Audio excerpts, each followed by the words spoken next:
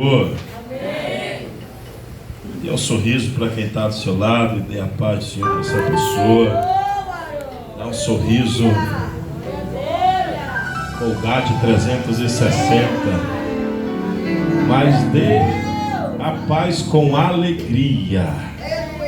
Dê a paz do Senhor para esse irmão que está do seu lado aí. Como é bom estar na casa de Deus. Quem trouxe a Bíblia,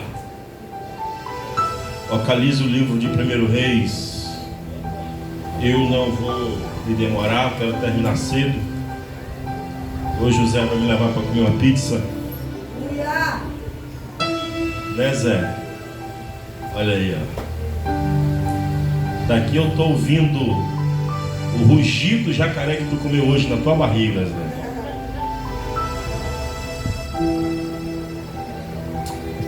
1 Reis 19.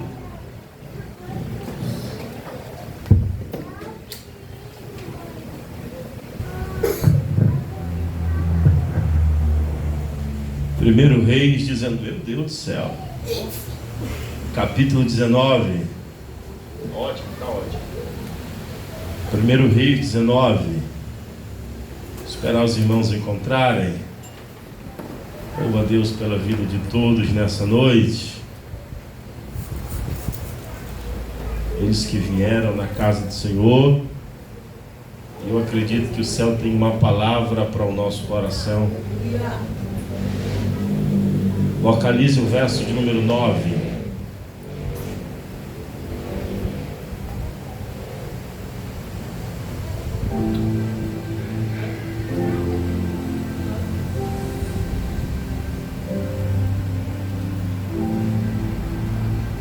Todos encontraram? E antes de eu ler, eu quero louvar a Deus pela vida daqueles que têm guardado a minha casa com oração também, minha família com oração. Eu careço muito da oração dos irmãos. Nós temos que nos cobrir de oração uns aos outros. Eu louvo a Deus pela vida daqueles que primiciaram, que separaram um pouco do seu tempo e da sua renda para abençoar a minha casa e a minha família. Que Deus vos abençoe de uma forma extraordinária.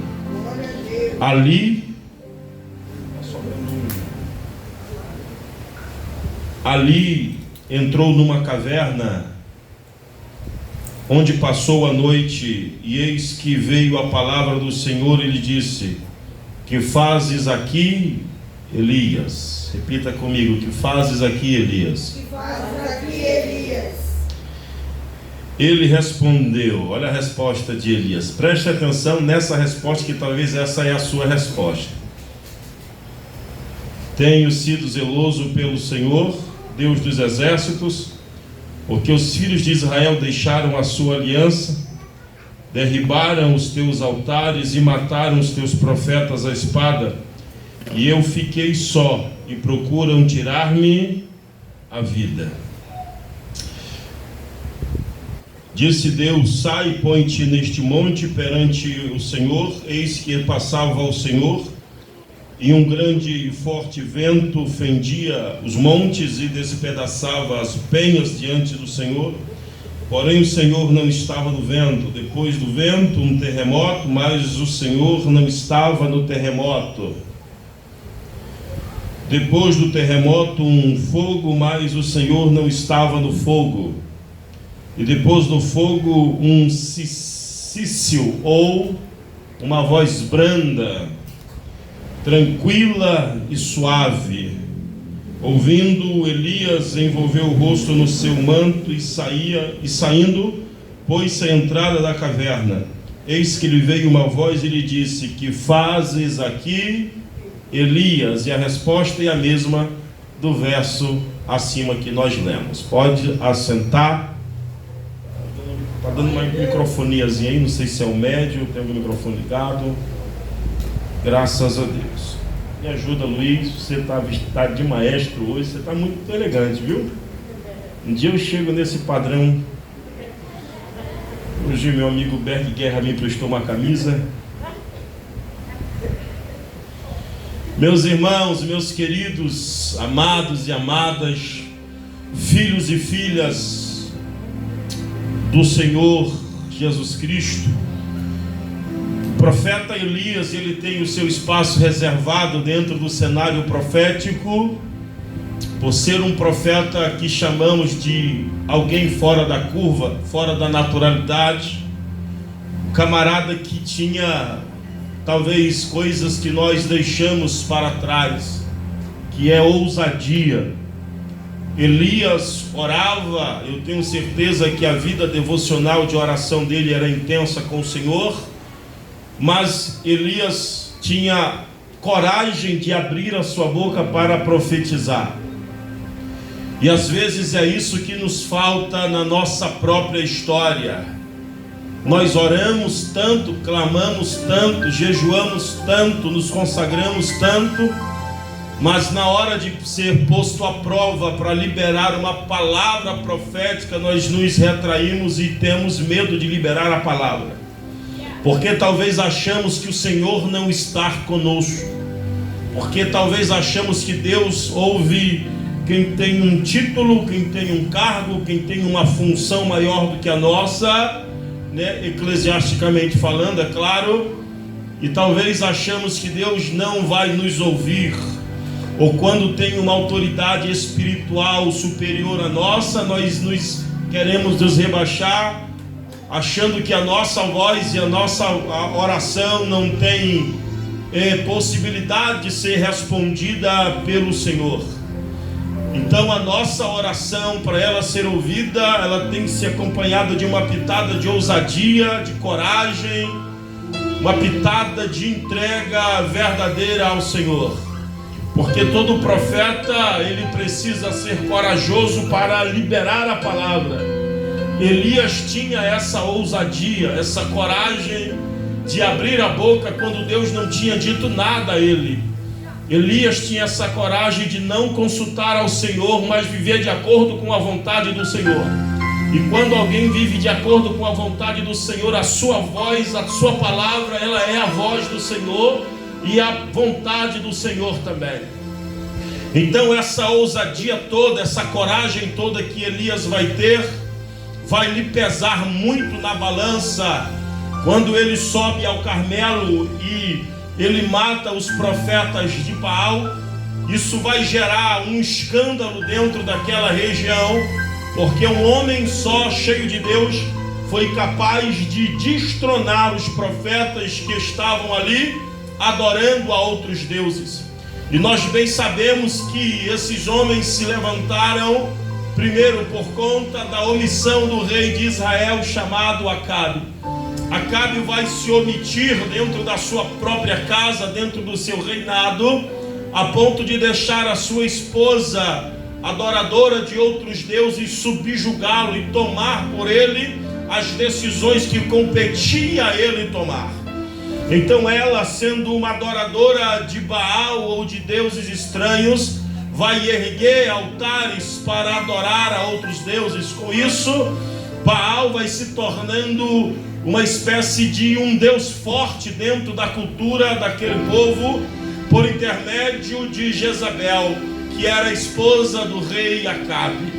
Então a Bíblia vai dizer que Elias vai matar esses homens, vai exterminar a vida desses homens, cheio da presença de Deus, porque em um tempo anterior a Bíblia vai falar que Elias tinha orado e o fogo do céu tinha caído para consumir o holocausto e tudo que estava sobre o altar. Às vezes a gente enfrenta situações difíceis e a nossa história não é mudada, não é porque Deus não quer, é porque Deus está esperando uma atitude minha e uma atitude sua, um posicionamento meu e um posicionamento seu. E todo o ambiente que Deus nos leva para nos posicionar, primeiro nós vamos ter que deixar coisas e pessoas para trás. Nós vamos ter que deixar lugares e ambiente para trás, porque todo posicionamento ele requer um preço, e o preço desse posicionamento, ele era alto. Nós vamos olhar que Elias não vivia rodeado de amigos, muito pelo contrário. Elias vivia rodeado e perseguido pelo rei, que ele era incumbido de trazer as revelações do Senhor e alertar o povo. Essa era a função dele. Mas o rei não aceitava, porque as palavras que vinham da parte do Senhor para Elias a entregar ao rei de Israel eram palavras de correção, palavras de direção, palavras de exortação. E o ego do rei era muito inflado, inchado, para não reconhecer que o Senhor falava, e não falava simplesmente para entregar algo, mas para repreender também os seus passos.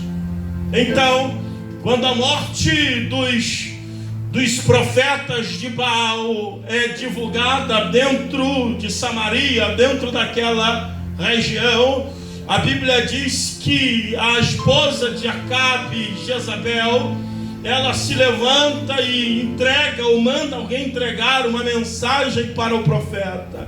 Qual é a mensagem que é entregue ao profeta? A mensagem é essa: olha, eu morro, eu quero morrer se amanhã, a esta hora, ou seja, se dentro de 24 horas eu não matar Elias assim como ele matou os profetas de Baal. Essa era a mensagem. A cabeça de Elias, Filipe, estava a prêmio. Jezabel tinha colocado uma recompensa para quem trouxesse a cabeça de Elias, porque ela não suportava mais o fato de que um homem de Deus, um homem só, pudesse ter destronado e acabado com todos os seus profetas de estimação. Então a notícia chega até o ouvido de Elias. E quando a notícia chega até o ouvido de Elias, de um homem ousado, corajoso, a Bíblia diz que ele foge para escapar com vida. Ele vai embora para escapar com vida. E até aqui está tudo dentro da mais natural e possível compreensão, porque nós reagimos assim diante de tal ameaça. Se o inimigo quer tirar a nossa vida, a nossa primeira ação é fugir de diante dele, para evitar a possibilidade do ato ser consumado. Então Elias vai embora. E o lugar que Elias vai embora, onde é? A Bíblia diz que ele anda no caminho de um dia no deserto. Ele chega debaixo de uma árvore chamada zimbro. E quando ele chega debaixo dessa árvore, ele faz uma oração ao Senhor. Que oração é essa? A Bíblia diz que na sua oração ele diz: Senhor, basta, chega. Eu não sou melhor do que os meus pais. Eu não sou melhor do que os meus pais. Eu quero morrer.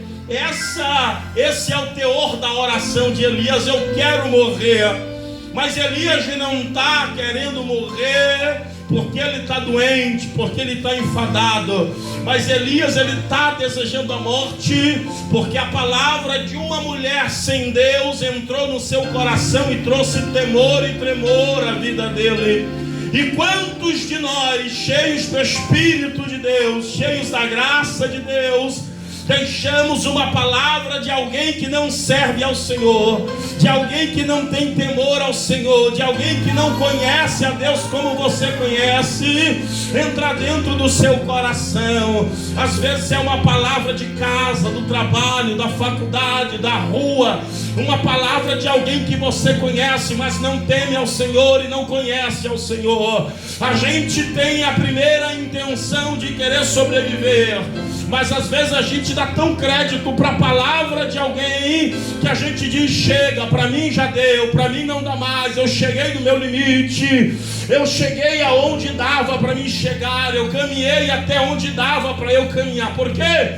Só por causa de uma única palavra. E o que eu acho interessante é que quando recebemos uma palavra pesada, parece que essa palavra pesada vai anular toda a comunhão que você tem com Deus.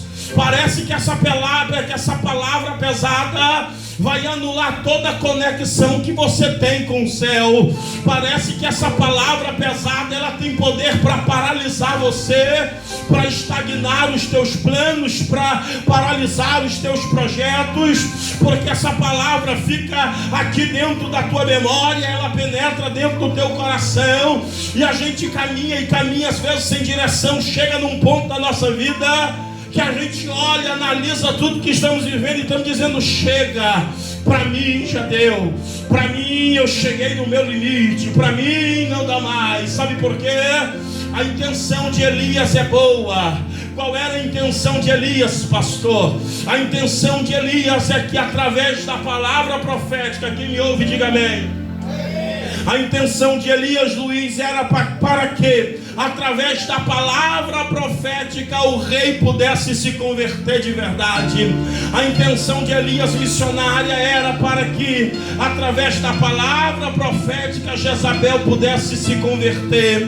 A intenção de Elias era para que, através da palavra profética, Israel pudesse se converter. Mas o povo, quanto mais Elias profetizava, parece que mais eles se corrompiam.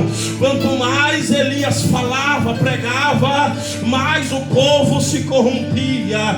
Elias vai entrar nessa crise existencial, porque tudo que ele está pedindo não acontece, tudo que ele está profetizando, parece que a mudança na vida da pessoa não chega, a transformação na vida do outro não chega. E essa é a nossa principal falha, porque nós precisamos entender qual é o nosso lugar, qual é a nossa posição. Elias não foi chamado para converter ninguém. Elias foi chamado para ser profeta, para falar, para ter posição. E quando o homem tem posição, Deus opera. Quando o homem abre a boca, Deus faz. Só que Deus faz do tempo dele, do jeito dele, da maneira dele. Olha, não te apressa, porque o tempo de Deus manifestar o poder dele através da sua vida está chegando. Você pode abrir a boca para dar um brado. Elias está triste. Por quê? Porque ninguém se converte, porque ninguém muda, porque aparentemente tudo está indo de mal a pior. E se não muda, o que é que faz? Não, o que é que eu faço? Eu vou continuar abrindo a boca para profetizar. Se a porta não abriu, eu desisto. Não, eu vou continuar abrindo a boca para profetizar. Se a bênção não chegou, eu jogo tudo pro alto. Não, jamais. Eu continuo abrindo a boca para profetizar. Por quê? Porque enquanto eu estou na posição de profeta, o Senhor está na posição daquele que pode tornar os teus projetos reais. Oh, glória. Elias agora entra dentro de uma crise. Diga crise. O que ele quer? Ele quer dar um fim na angústia que ele está vivendo. E quem é que está aqui que nunca passou por isso? Nunca enfrentou essa angústia? Parece que a gente esquece das consagrações. Parece que a gente esquece que tem um par de joelho para orar. Parece que a gente esquece que um dia a gente já abriu a boca e Deus fez. Parece que a gente esquece que um dia a gente já foi instrumento, irmão Nildo, para a vida de alguém. Parece que a gente esquece porque às vezes o nosso momento é tão difícil que ele tem a capacidade de apagar toda a nossa história. O nosso momento, ele nos aperta tanto que ele tem a capacidade de apagar o nosso trajeto. O nosso momento, ele nos machuca tanto que ele tem a capacidade de apagar da nossa memória, da nossa lembrança, tudo aquilo que Deus já fez por nossa vida, tudo aquilo que o céu já fez. Então a gente chega no nível, no limite, e está olhando para tudo em nossa volta e está dizendo para mim: já deu, eu não aguento mais desse jeito, eu não aguento mais viver assim, eu não aguento mais falar e nada acontecer, eu não aguento mais profetizar e nada acontecer, eu não aguento mais buscar e não ser ouvido. Eu não aguento mais chorar e não ter o meu choro respondido. Chega. O que Elias pede? Um ponto final. Para mim já deu. Como é que é? Para mim já deu. Senhor, eu não sou melhor do que ninguém. De fato, Elias tem humildade para reconhecer que ele não é melhor do que ninguém. Mas sabe por que a gente está de pé? Posso falar para você por que você está de pé? Pela coragem que você teve de encarar, pela coragem que você teve de renunciar, pela coragem de um dia que você teve de se levantar e dizer: chega, eu quero mudar de vida, eu quero mudar de história. Chega. A gente não está de pé pela voz, pelo talento, pelo dom, pela chamada profética. A gente está de pé porque um dia, Luiz, a gente disse: chega, eu quero mudar, eu quero mudança para a minha vida. Só que Elias está no momento que eu e você já enfrentamos e achamos que não tem mais solução.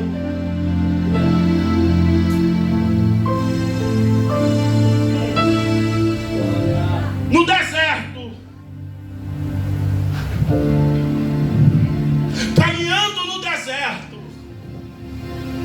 indo no deserto, estando no deserto, orando e dizendo: eu quero a morte. Eu acho esse texto muito maravilhoso. Sabe por quê? Porque quando ele ora pedindo a morte, consequentemente o texto não diz, mas entre as linhas do texto eu entendo que ele vai dormir. Porque a Bíblia vai dizer que quando o anjo chega, o anjo acorda ele, diz: Elias, acorda, come e bebe. Olha que lindo. Você vai olhar no texto, o anjo dizendo para ele: Elias, oi, come e bebe.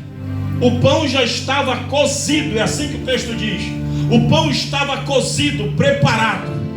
Uma botija com água estava ali preparada. A Bíblia diz que ele acordou, Zé, comeu, bebeu e voltou a dormir. Pela segunda vez o anjo toca nele, chama ele e diz: Elias, oi, come. Como é que é? Come. Ele diz: se levanta e começa a comer.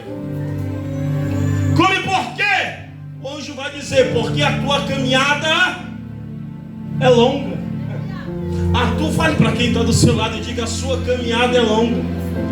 Não fale, diga: a sua caminhada é longa. Olha o que eu acho lindo dentro desse texto. Olha que maravilha. Elias está pedindo para morrer. Diga: Elias quer a morte. Diga: Elias quer a morte. Sabe aquela oração que Deus faz ouvido de mercador e faz de conta que não ouviu nada? Porque se Deus responder tudo que a gente pede, a gente está ferrado. Elias está pedindo para morrer, Joyce, mas Deus não dá moral para a oração que ele pede a morte. Enquanto Elias está pedindo a morte, eu imagino que Deus fala para o anjo: prepara um banquete para ele. Prepara um pão, prepara uma água, prepara uma refeição para ele. E diz para ele que a caminhada dele é muito longa. A trajetória dele é muito longa. Que a rota dele é muito longa. Presta atenção, presta atenção. Deus não manda você para um processo sem providenciar o suprimento necessário. Deixa eu repetir isso aqui para você. O lugar que Deus vai mandar você tem suprimento preparado para te alimentar, para te sustentar, para manter você de pé. Deus está dizendo: eu já trouxe o suprimento. E agora andar é com você. O que você precisar eu tenho, mas andar é com você. A tua necessidade eu supro, mas se levantar é com você. A tua necessidade eu vou suprir. Oh, glória. Mas precisamos entender uma coisa. O que é, pregador? O que eu preciso, Deus vai suprir, sim ou não? Mas Deus não me pega pela mão para caminhar, porque caminhar tem que ser uma atitude minha. O que você precisa para a sua jornada, Ele vai suprir. O que você precisa para o seu processo, Ele vai suprir. O que você precisa para a sua caminhada, Ele vai suprir. O que você precisa para permanecer de pé, Ele vai suprir. O que você precisa para suportar essa luta e essa crise, Ele vai suprir.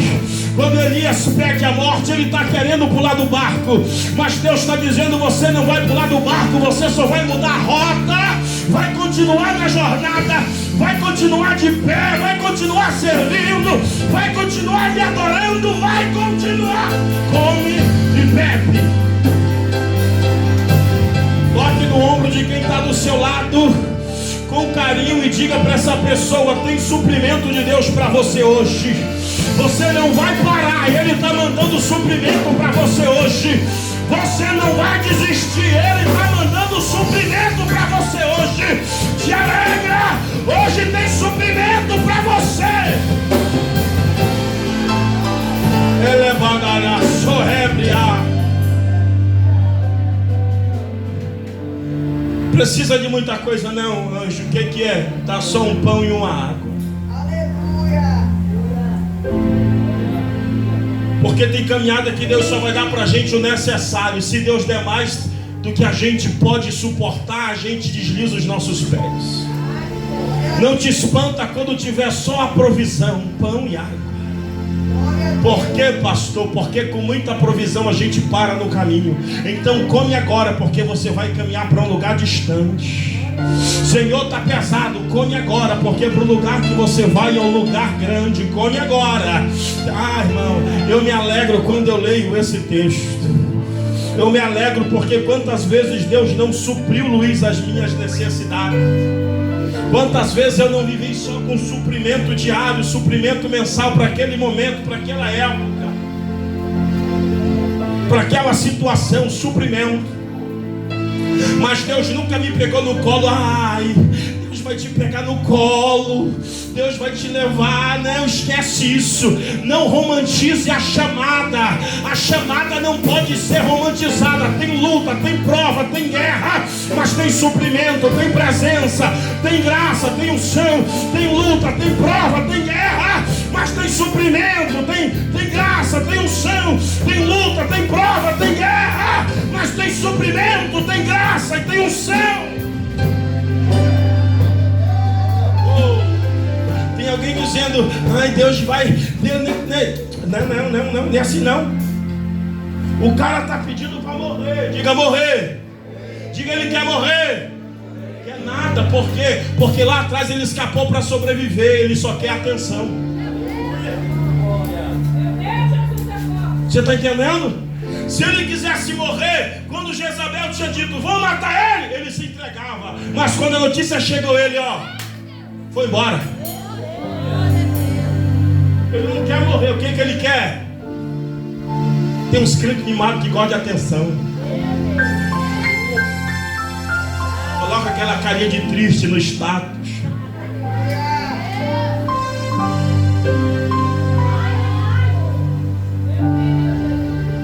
Mensagens melancólicas.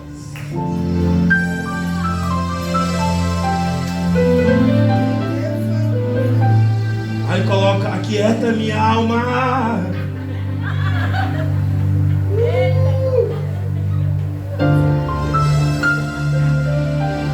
Espera aí. Prepara a brasa. Coloca pão, bota pão. Água. Ei. Senhor, o meu problema. Come. A minha, não quero saber. Come. A minha guerra, come, rapaz, come. Eu estou com dificuldade, come pra quê? Porque a tua história não acaba nesse deserto. A tua história não se acaba.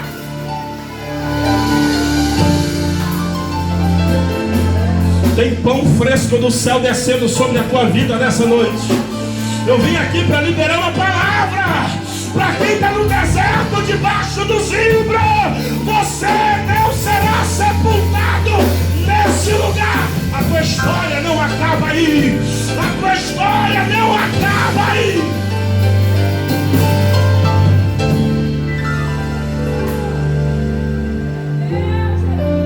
Ei, Elias comeu. Diga, Elias comeu.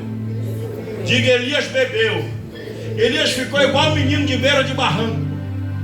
Já viu o menino de beira de barranco? Quem já andou de barco? Tá passando o barco e o menino, que ele calçou aqui embaixo, o catarro aqui no puxo aqui.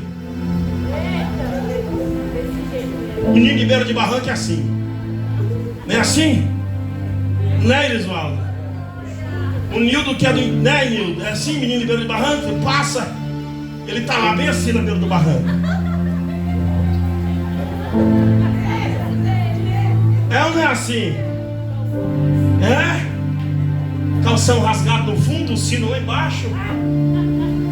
Se abre ali, né? Gosta.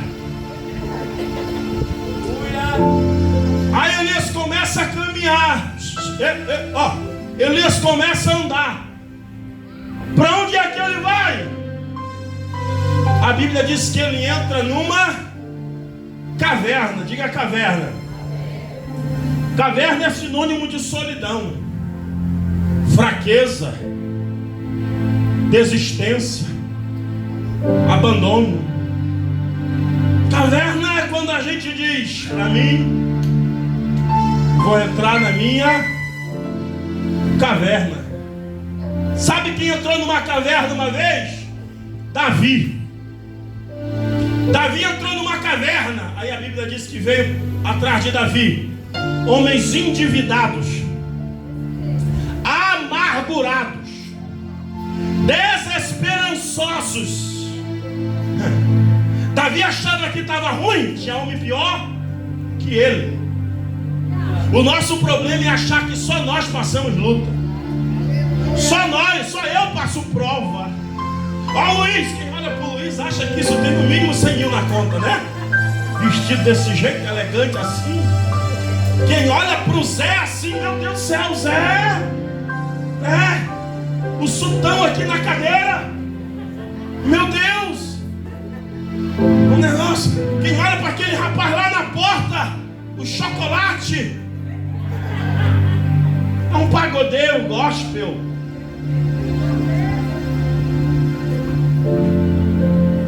Tinha gente pior do que Davi. Só que a Bíblia diz que dentro da caverna Davi vai se fazer líder daqueles homens. Aí Elias está na caverna. Ei, vai vir um vento, diga um vento. Aquele vento que vem despedaçando na penha, fazendo um barulho terrível. Vem quebrando tudo. Aí Elias olha e Deus não está no vento. Aí vem um fogo, quebrando tudo, queimando tudo, e Deus não estava no fogo. Aí vai vir um terremoto, vai quebrar, sacudir, balançar, e Deus não está no terremoto. Aí a Bíblia diz que vai vir uma voz branda, suave. Sabe aquela voz que traz paz para nossa alma? Essa voz que você está sentindo hoje? Aí quando Elias entende que é o Senhor, ele se prostra, se enrola com a sua capa. Aí ele vai ouvir a voz de Deus. O que é que Deus diz para ele? Ele vai olhar para ele e vai dizer: o que é que você faz aqui? Aonde? Aonde? Diga aqui. Diga aqui. Isso é lindo. Aí, por quê? Quando é que você fala aqui? Quando você está presente no mesmo lugar. Elias está tentando ir para um lugar, se esconder. Mas quem é que está lá? O que você está fazendo aqui? O que você está fazendo aqui? Não, eu vou lá para a rua. Eu acho que é lá na Alvorada tem uma rua que chama-se Rua Amor Agarradinho. Eu vou lá para a Rua Amor Agarradinho. Ninguém me conhece. Aí Deus está lá. O que você faz aqui, rapaz? Não, eu vou lá para a Zona Leste, lá no Sovaco da Cobra. Aí Deus, o que você faz aqui? Não, eu vou embora, vou lá para Iranduba, vou lá para o meio do mato, vou virar Tarzan e Jane. Aí Deus está lá. O que é que você faz aqui? Sabe o que Elias responde para o Senhor? Olha o que Elias responde para Deus: Senhor, só eu fiquei. Eu tenho te servido com zelo, com amor, com entrega, com fidelidade. E olha o que é que eu estou passando. Olha o que é que eu estou vivendo. Olha a minha situação. Ai, irmão, a gente acha que pelo fato de servir a Deus não vai ter guerra. A gente acha que pelo fato de servir ao Senhor, ei, vai pra cá. Tá cansado? Tô. Quer parar? Quero. Quer desistir? Quero. Tá bom. Só aceita a minha carta? Não. Te levanta e vai ungir fulano rei, cicrano rei, beltrano rei, e vai ungir Eliseu para ficar no teu lugar.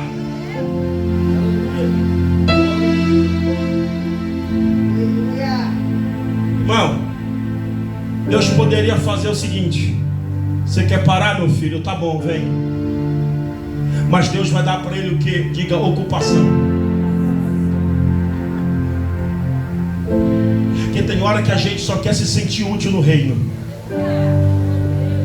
Você quer parar, Elias? Não, peraí que eu tenho um trabalho para você. Você quer desistir? Peraí que eu tenho ocupação para você. Quantas vezes eu servindo ao Senhor, é o meu cenário.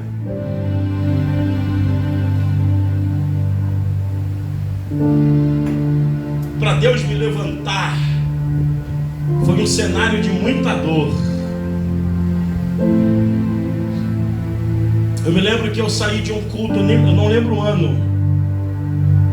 Não lembro o ano. Mas eu acho que era por volta de 2013. 12, 13, eu saí de um culto abençoado, um domingo maravilhoso, feliz demais com o Senhor. Aí me levaram para jantar lá na praça, mesão, carne na chapa, aquelas pedras, aquele banquete, comi. Quando eu estou terminando de comer, toco no telefone, a minha irmã me ligando: nossa avó acabou de morrer.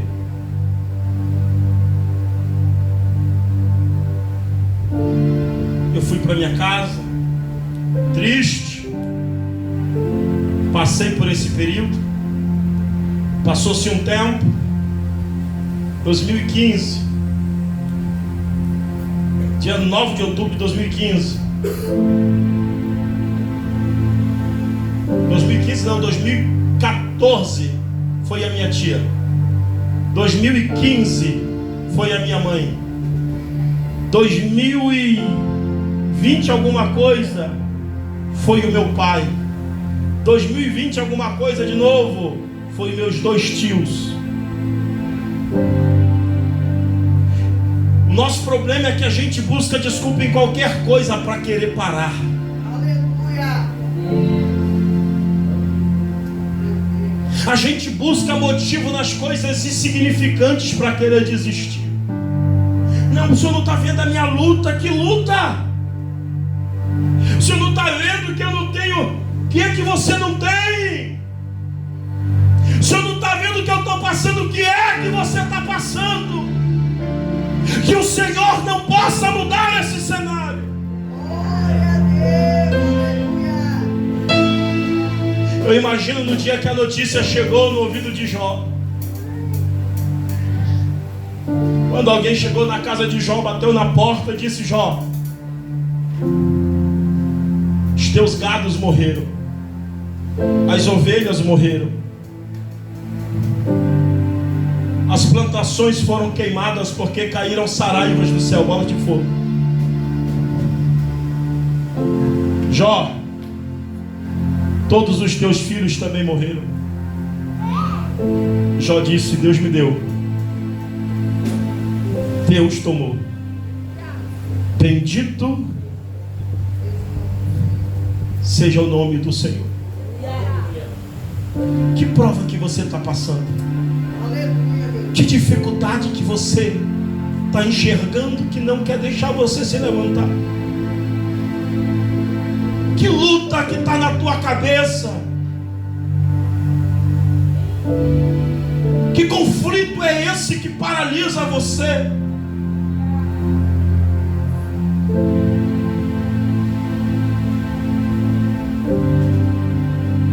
Hoje a irmã, vou deixar os irmãos em casa agora à tarde, a gente no carro conversando, sorrindo. Todo mundo sorrindo no carro, e a irmã falou no carro que a filhinha dela está com um diagnóstico de leucemia, né, Duda? De leucemia, a criancinha. E a irmã feliz e alegre. E só eu fiquei impactado com isso. Porque às vezes tem hora que a gente não entende. Tem gente que está numa situação que, se fosse nós, a gente pegava tudo e jogava para o alto, colocava Deus na parede. Tem gente que tem todos os motivos para parar, mas está tão agarrado no Senhor que não tem força para soltar. Tem gente que tem todos os motivos para dizer: chega!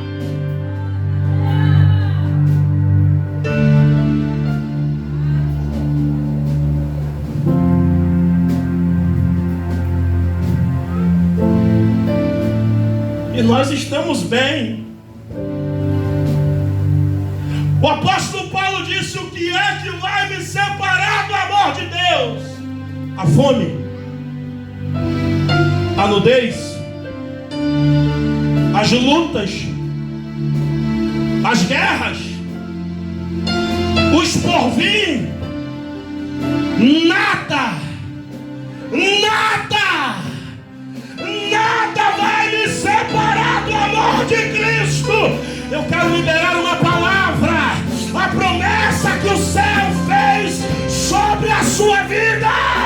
Ela está de pé, ela está viva, ela está de pé, ela está viva, ela está de pé. Tem suprimento para você se levantar hoje, tem suprimento para você voltar a adorar.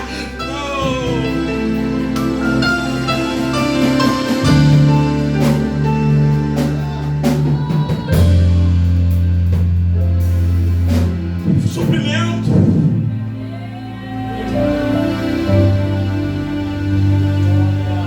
O que é que você está fazendo aqui, Elias?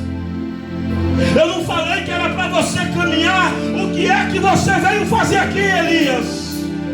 Esse lugar não é o teu lugar. Te levanta, te levanta, te levanta. Esse ambiente não é o teu ambiente. Está doendo, mas continua caminhando.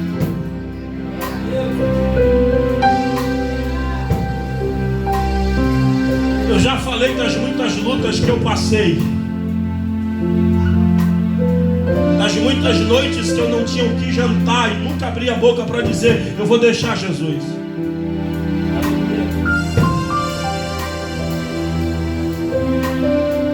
Das muitas vezes que eu comia porque alguém levava alguma coisa na minha casa.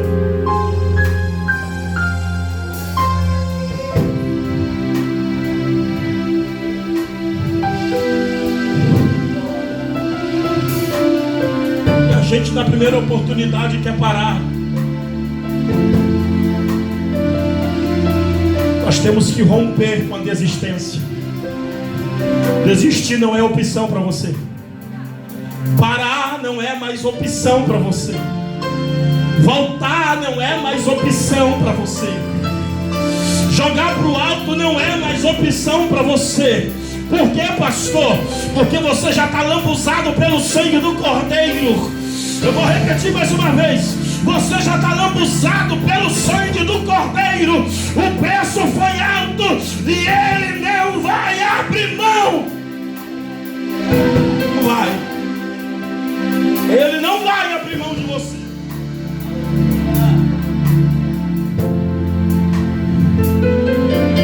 Você não quer morrer não, Elias.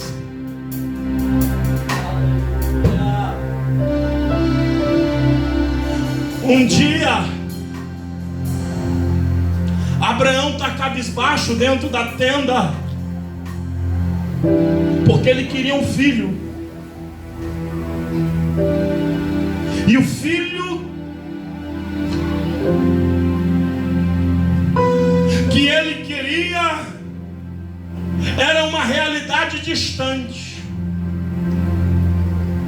Aí Deus fala com o anjo: vai lá, anima o coração dele e diz para ele que eu não esqueci do que eu prometi para ele. Abraão, oi, a tua esposa vai te dar um filho,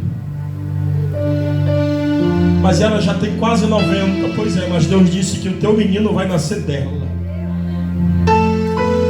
Sara, debaixo da tenda, vai duvidar e vai sorrir, vai debochar. E o menino é gerado, o menino é concebido e o menino vai nascer. Vale a pena suportar as lutas.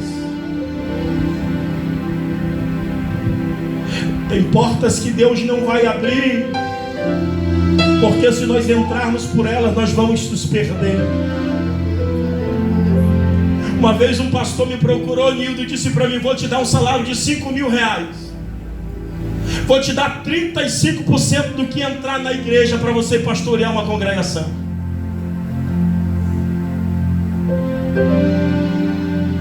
Prédio pronto, igreja pronta, com ar-condicionado, com cadeira, com púlpito, com som, com equipamento, com tudo. E eu passando uma prova em casa. Aluguel atrasado, as contas atrasadas. Era a oportunidade para eu estabilizar minha vida financeira.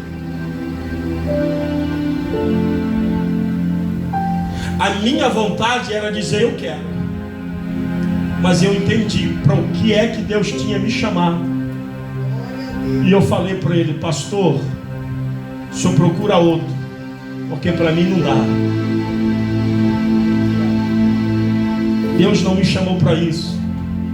Deus me chamou para eu ser semeador da palavra. E as lutas, pastor, elas continuam, mas nós vamos vencendo com temor ao Senhor. Fica de pé.